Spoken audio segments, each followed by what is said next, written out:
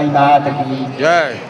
અમારો આ દીપકભાઈ બાપુ સાથે તો વર્ષોનો સંબંધ, અમારા હિતેશભાઈ, દિલીપભાઈ અને એમનો પરિવાર. આજે આ માના સાનિધ્યમાં માને એ પ્રાર્થના કરું કે એમનો પરિવાર હંમેશા સુખી રહો અને સાધન સંપન્ન બનો, પુત્ર વધો, પરિવાર વધો, ઠાકર કુળ અમર રહો, વધો પુત્ર પરિવાર. કર જોડીને નાયક કહેશે તમારે થાજો લીલા લે. જય હો. 700 વર્ષ પહેલા અમારા વડવાને બહુચર મળે અને બહુચરે આ ચૂંદડી આપેલા. આ કોઈ સામાન્ય કે એમ જેમ તેમ મનોરંજનની વસ્તુ નથી. જગદંબાની આશીર્વાદ થઈને આ વસ્તુ અમને પ્રાપ્ત થઈ. આ માત્ર મનોરંજન કે હસ્યાહાસી નથી.